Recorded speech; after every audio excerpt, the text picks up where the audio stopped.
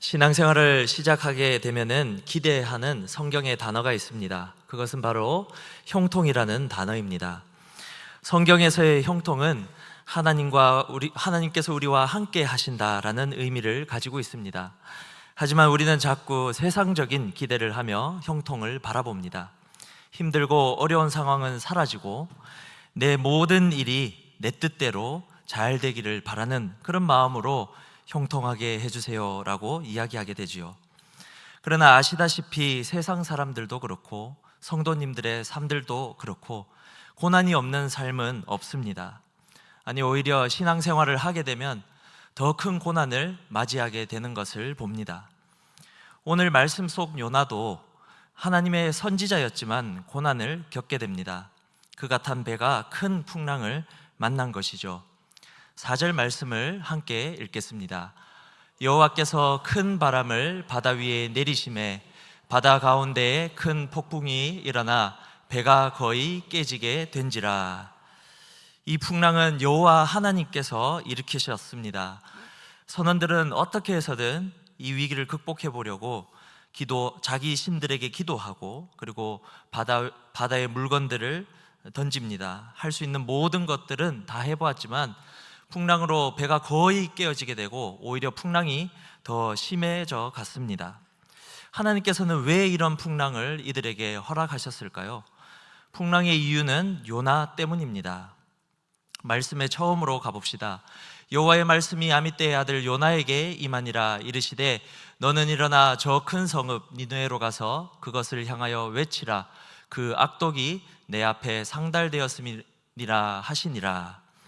하나님의 말씀이 요나에게 임하였을 때 요나는 말씀에 불순종합니다. 보통 말씀 앞에 다른 선지자들의 태도는 어떠합니까?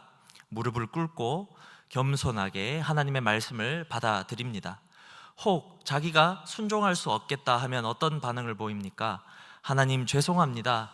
제가 할 수 없습니다. 나는 아이라 할 수 없습니다. 나는 말이 어둔하기 때문에 주님의 명령을 따를 수가 없습니다. 이렇게 이야기하죠. 그런데 요나는 하나님께 뭔가 말로 하지 않습니다. 바로 행동으로 옮기게 됩니다.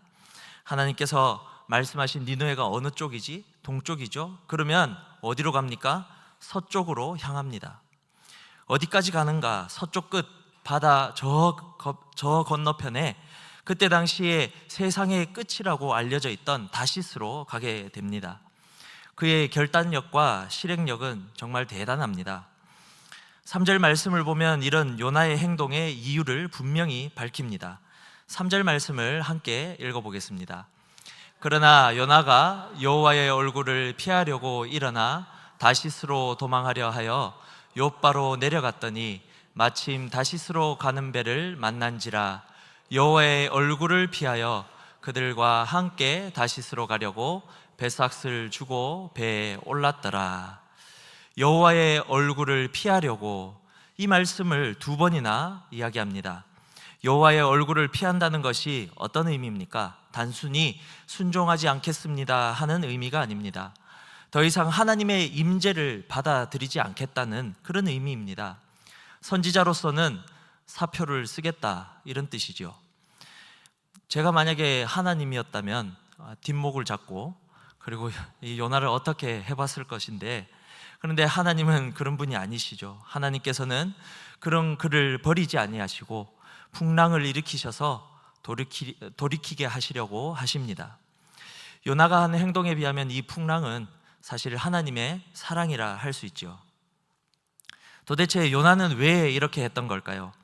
요나에게도 이유가 있습니다. 니느웨에 가기 싫어서입니다.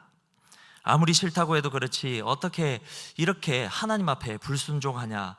그래서 생각하는 것이 이 사람이 애초에 선지자가 아니지 않았을까, 이런 의심이 듭니다. 그런데 열왕기하 14장 25절 말씀에 보면은 요나서 이외에 요나가 하나님의 선지자로 활동했던 그 장면이 나옵니다. 우리 함께 읽어보겠습니다. 이스라엘의 하나님 여호와께서 그의 종 가드헤벨 아미떼의 아들 선지자 요나를 통하여 하신 말씀과 같이 여로보암이 이스라엘 영토를 회복하되 하맛 어기에서부터 아라바 바다까지 하였으니. 이때 당시에 북이스라엘 왕 여로보암 2세는 하나님 보시기에 매우 악한 왕이었습니다. 하지만 그의 백성들은 주변의 다른 나라들의 공격을 받으면서 굉장히 많은 어려움을 겪었습니다. 하나님께서는 이를 불쌍히 여기시고 왕은 마음에 들지 않지만 그렇지만 북이스라엘을 회복시켜 주십니다. 이때 이것을 예언하도록 요나를 부르셨습니다. 그리고 요나를 통해서 전해진 이 말씀이 북이스라엘에게 그대로 이루어졌습니다. 주변 나라들을 정리하고 북이스라엘은 큰 번영을 이루게 됩니다. 일단 요나가 선지자는 맞지요. 하나님께서 요나를 사용하셨습니다. 이때 요나가 순종하고 하나님 말씀을 선포했습니다. 비록 이스라엘이 아까운데 행할지라도 그보다 더 악한 저 이방 민족을 멸하시는 오직 이스라엘의 하나님, 오직 이스라엘의 하나님이셨기 때문에 요나는 기쁨으로 그리고 기꺼이 순종을 하였습니다. 그런데 오늘 본문 말씀은 어떻습니까? 하나님께서 이방 나라를 위해서 말씀을 선포하십니다. 이 메시지가 심판의 메시지이지만 용서를 하기 위해서 보내는 메시지지요. 그러니 요나가 눈치를 챕니다. 이스라엘의 하나님이 이방 나라를 위해서 은혜를 베푸신다? 이건 말이 안 되죠. 그래서 요나는 하나님을 거부합니다. 그리고 니느웨가 수도인 이 아수르라는 나라는 매우 악한 나라로 소문이 났습니다. 아수르 왕의 행적을 기록한 어느 석판을 보면 이런 글이 있습니다. 나는 귀족들의 껍데기를 벗겼고 3,000명의 포로들을 불에 태워 죽였다. 나는 한 명의 포로도 남겨두지 않았다. 나는 그들의 손과 발을 자르고 코와 귀를 베어내기도 하였다. 수많은 병졸들의 눈을 도려내기도 하였으며 처녀들을 통째로 굽기도 하였다.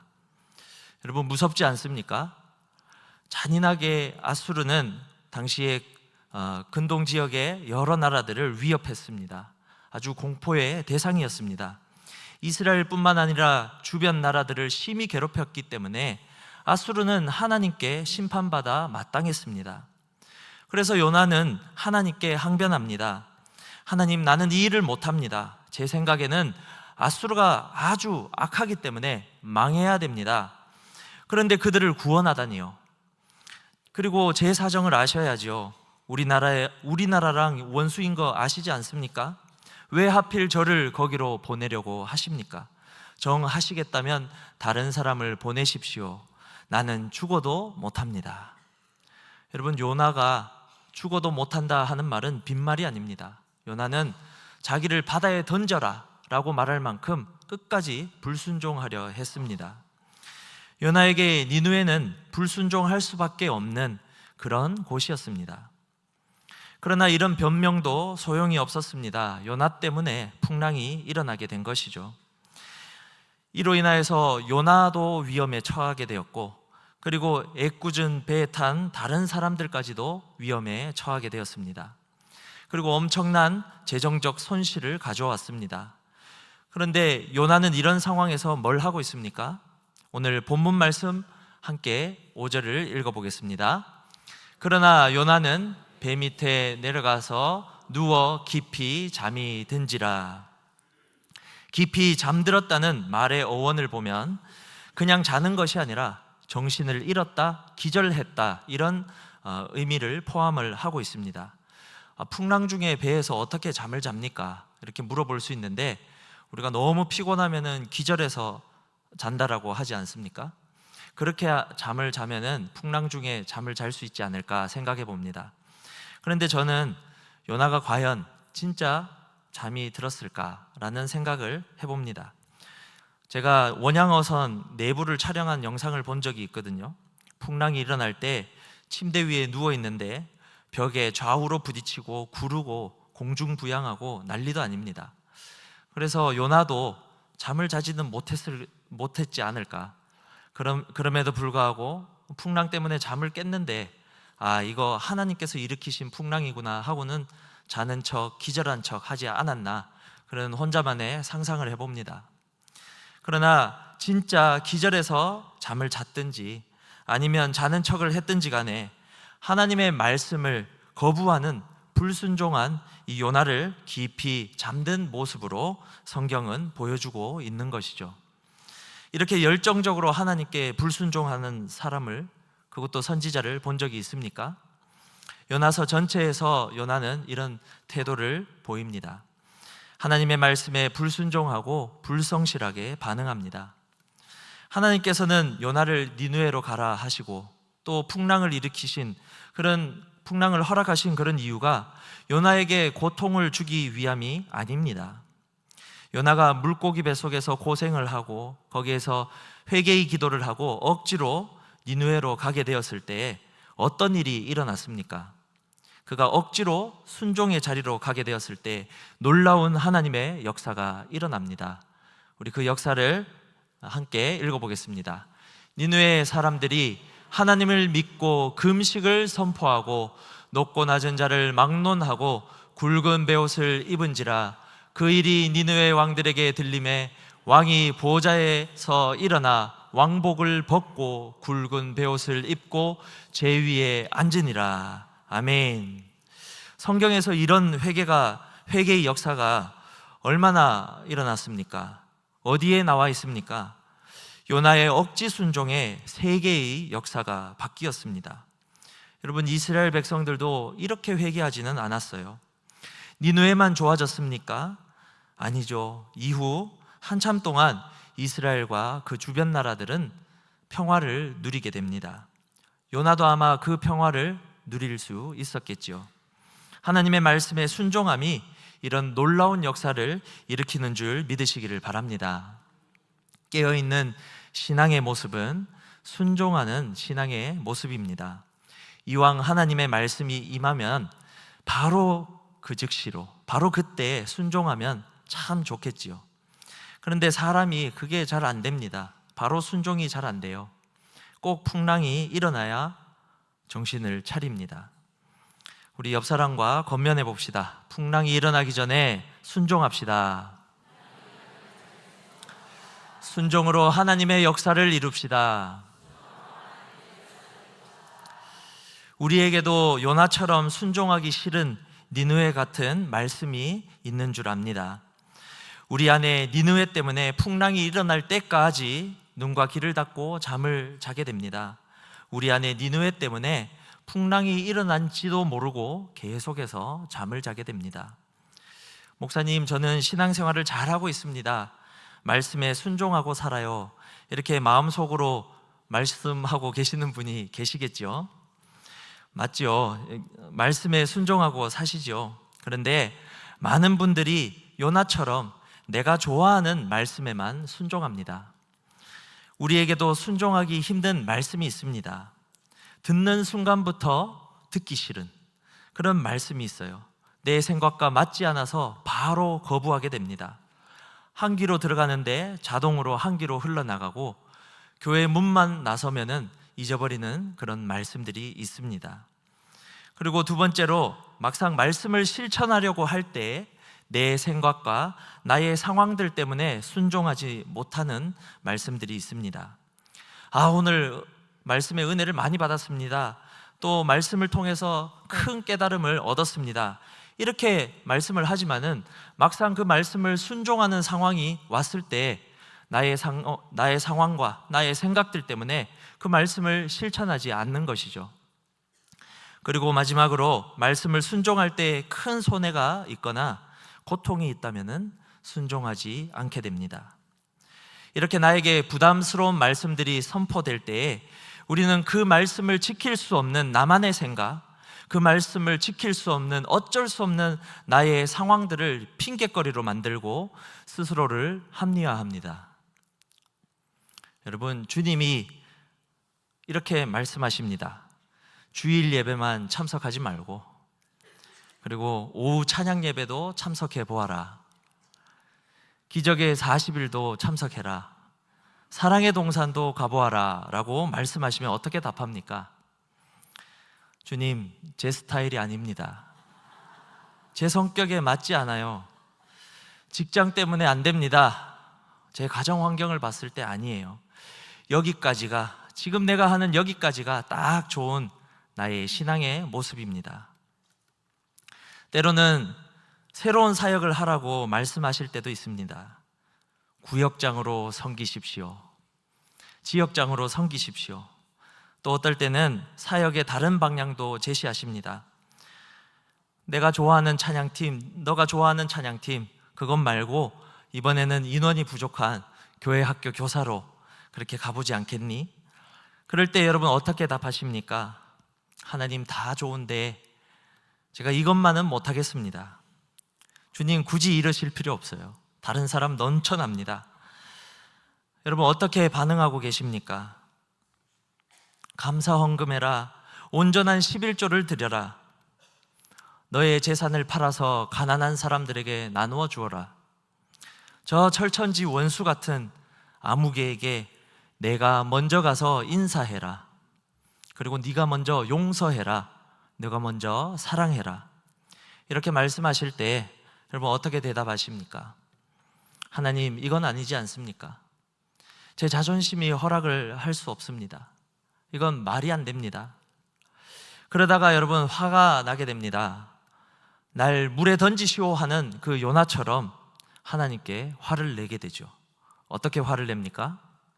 자꾸 이러시면 저 교회 안 나옵니다. 이렇게 이야기합니다. 요나의 불순종과 우리의 불순종이 다른 것이 무엇이 있겠습니까? 우리의 모습이 잠자는 신앙의 모습임을 깨닫는 은혜가 있으시기를 간절히 바랍니다.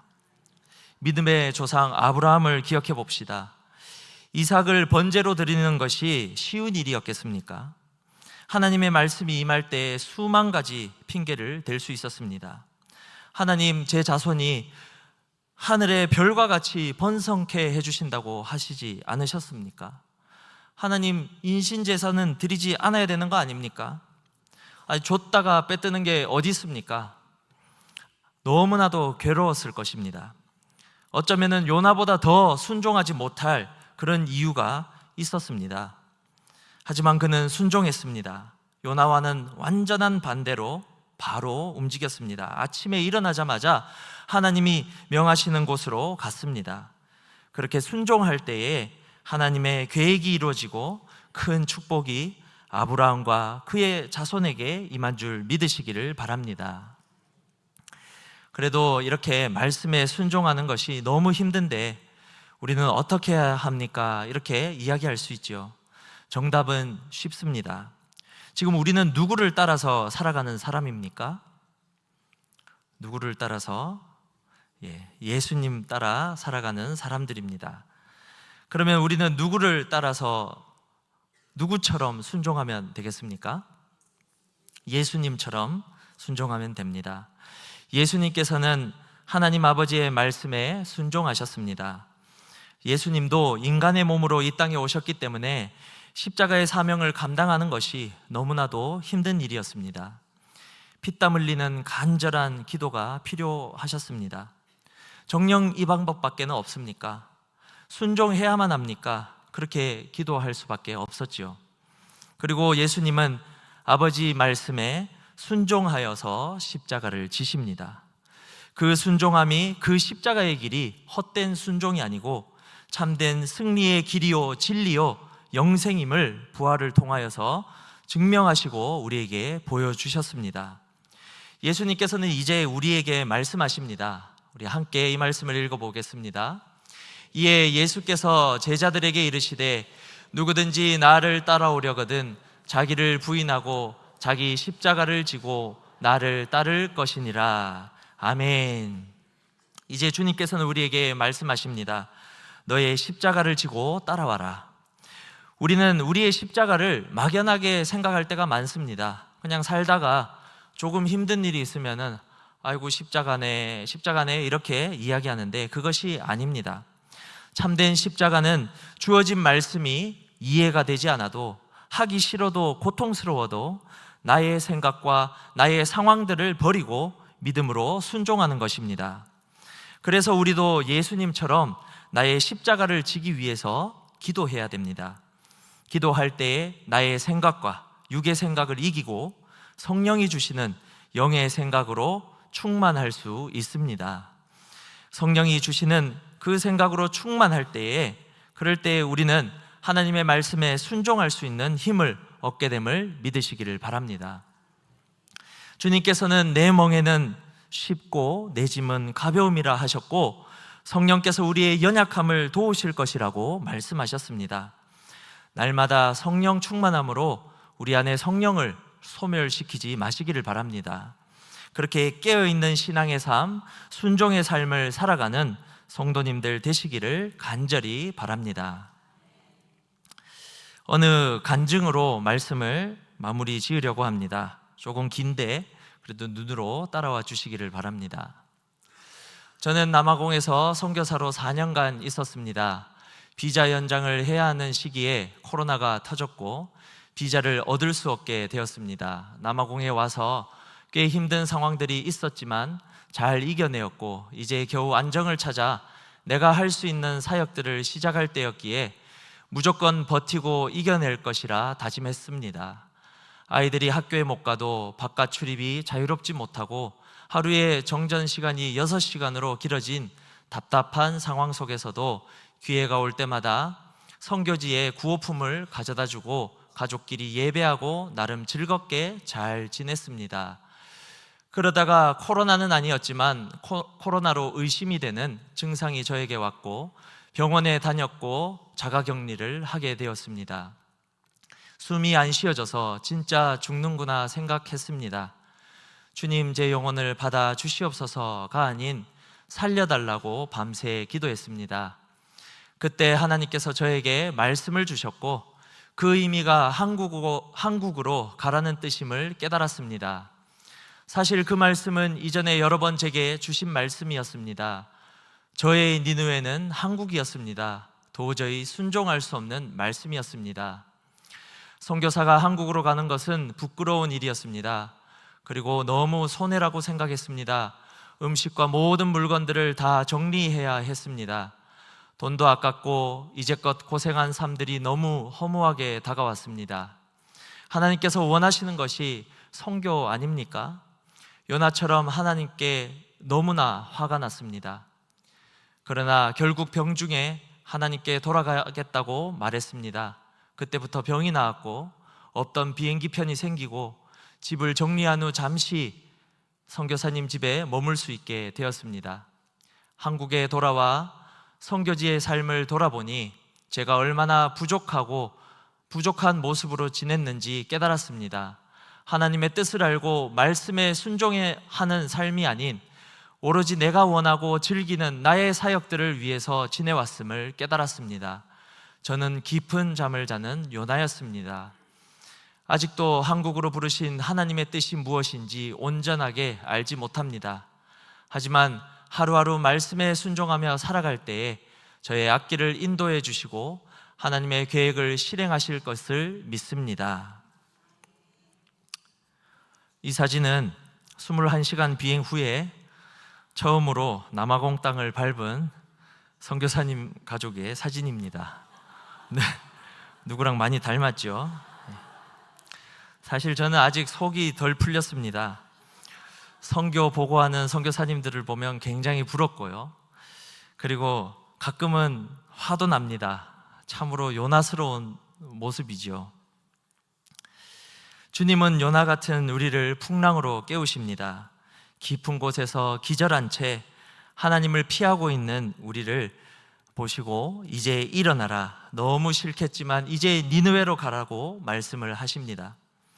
신앙의 성장이 일어나지 않고 삶의 기쁨과 평안의 열매가 맺혀지지 않는 분들이 계십니까? 니느웨로 가기 싫어서 하나님의 낯을 피하고 깊은 잠을 청하고 있지는 않은지 여러분 돌아보시기를 바랍니다. 순종할 때에 하나님의 마음을 알게 되고 더 깊은 은혜를 누리게 됨을 믿으시기를 바랍니다. 인생의 풍랑으로 어려움을 겪고 계십니까? 그 풍랑이 우리의 잠자는 신앙을 깨우는 주님의 손길임을 기억하시고 얼른 발걸음을 말씀 따라서 돌이키시기를 바랍니다. 풍랑은 곧 잠잠해질 것이고 주님께서 그 앞길을 열어서 보여주실 것입니다. 하나님의 마음을 알고자 말씀 가지고 기도하며 성령 충만함으로 온전히 순종을 이루시기를 바라며 그 깨어있는 신앙의 삶 가운데 주님이 주시는 평안과 기쁨이 충만하시기를 주님의 이름으로 축복합니다. 우리 함께 찬양하며 기도하기를 원합니다. 주님의 말씀에 순종하겠습니다. 가라고 하면 가고 서라 하면 서겠습니다. 우리 함께 가사를 생각하시면서 하나님께 찬양 드립니다.